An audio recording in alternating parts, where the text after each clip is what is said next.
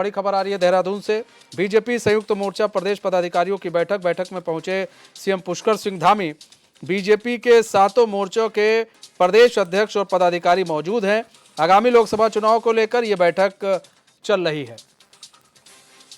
तो बड़ी खबर आपको बता रहे हैं, बीजेपी संयुक्त मोर्चा प्रदेश पदाधिकारियों की बैठक हो रही है। बैठक में सीएम पुष्कर सिंह धामी पहुंचे हुए हैं। बीजेपी के सातों मोर्चों के प्रदेश अध्यक्ष और पदाधिकारी मौजूद हैं।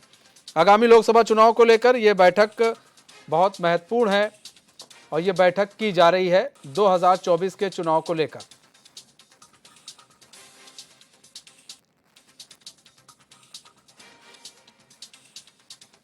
तो हमारे साथ ब्यूरो चीफ हमारे रोहित विक्रम सिंह जुड़ चुके हैं फोन लाइन पर ज़्यादा ताज़ा जानकारी के साथ। रोहित, बीजेपी संयुक्त मोर्चा के प्रदेश के जो पदाधिकारी हैं उनकी बैठक हो रही है, अब सीएम पुष्कर सिंह धामी भी पहुंचे हैं।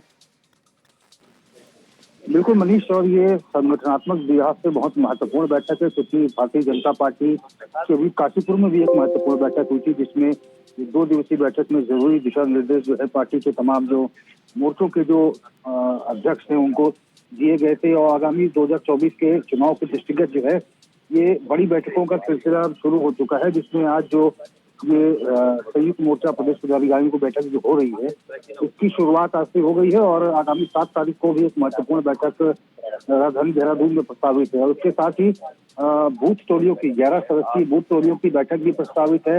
इसके साथ ही नव मतदाता दिवस जो है भारतीय जनता पार्टी करने जा रही है। 22 और 23 जनवरी को राष्ट्रीय पदाधिकारियों की महत्वपूर्ण बैठक जो है राजधानी देहरादून में प्रस्तावित है। उसमें तय किया जाएगा कि आगामी दिनों में जो राष्ट्रीय नेतृत्व है उसको आगामी 2024 के लोकसभा चुनाव के दृष्टिगत कब कब आना है, उनकी जनसभाएं कहाँ होंगी, उनकी रैलियां कहाँ होंगी, पार्टी के वर्कर्स को वो कहाँ मार्गदर्शन देंगे। तो ये तमाम चीजें जो है आगामी 22 और 23 जनवरी की बैठक में सुनिश्चित हो जाएंगी। और उसके साथ ही आगामी 26 जनवरी को गणतंत्र दिवस के अवसर पर भारतीय जनता पार्टी समूचे प्रदेश में तिरंगा यात्रा निकालने वाली है, जो एक बहुत महत्वाकांक्षी यात्रा रहेगी भारतीय जनता पार्टी की चुनावी दृष्टि से।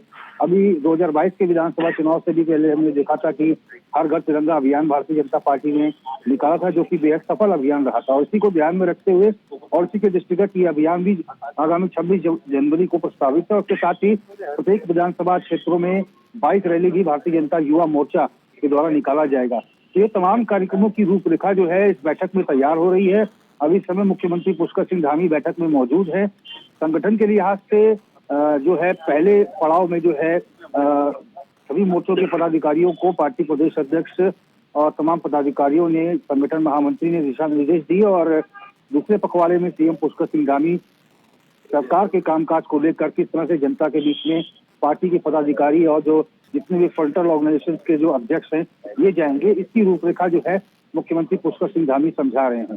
तो कुल मिलाकर बहुत महत्वपूर्ण बैठक है। काशीपुर की 2 दिवसीय बैठक की महत्वपूर्ण थी, आज बैठक जो है उससे भी बड़ी बैठक है, जो कि संगठन और सरकार का यहाँ पर समावेश होता दिखाई दे रहा है। और मुख्यमंत्री करीब 1 से सवा घंटे यही रहेंगे और सरकार के कामकाज की रूपरेखा जो है पदाधिकारियों को, मोर्चों के अध्यक्षों को बताएंगे और जन जन तक किस तरह से सरकार की योजनाओं को परोसना है और भारत सरकार की योजनाएं जो महत्वाकांक्षी हैं, केंद्र पोषित जो योजनाएं हैं, इसको जन जन तक कैसे लेके जाना है, इन तमाम चीजों को लेकर पार्टी आकलन कर चुकी है और पदाधिकारियों को निर्देशित किया जा रहा है। एक ब्लूप्रिंट तैयार कर लिया गया। ऐसे में लगातार जो है सम्मेलन हो रहे हैं, बैठक हो रही है बीजेपी की और सभी पदाधिकारियों को बुलाया जा रहा है और चाहे पिछड़ा वर्ग हो, हर वर्ग के लोगों को बुलाकर ये कोशिश की जा रही है ताकि जनता के बीच में सभी लोग जाएं और ये बताएं कि देखिए हमारे यहाँ सब लोग सामान्य हैं, सबका साथ सबका विकास के साथ काम हो रहा है।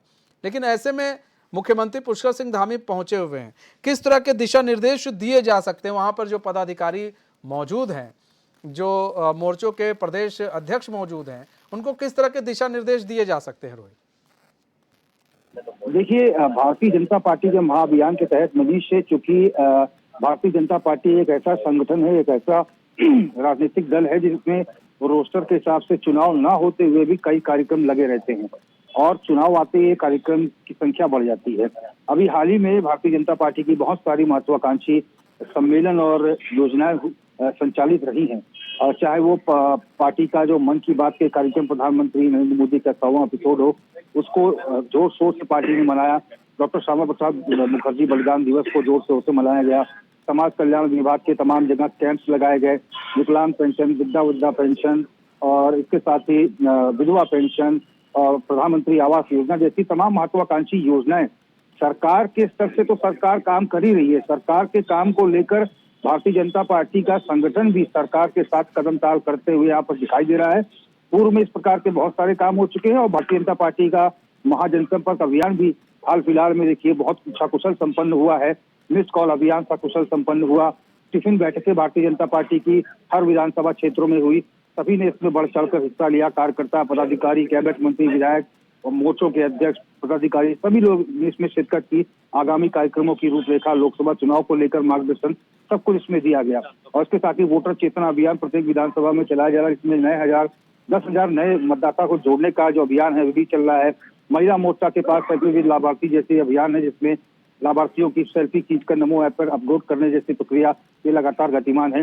इसी प्रकार से कमोवेश अब इस बैठक में भी भारतीय जनता पार्टी चाहती है कि चूंकि पूर्व में भी बहुत तीव्र गति से काम हुआ संगठन को मजबूत करने के लिए और जनता में 2024 के लोकसभा चुनाव के दृष्टिगत पैठ बनाने के लिए अब इन बैठकों को और तेज किया जाएगा और पूरा प्रयास ये होगा कि युद्ध स्तर पर अब मैदान में उतरा जाए और एक बार फिर से 5 लोकसभा सीट जीतने की कवायद शुरू की जाए।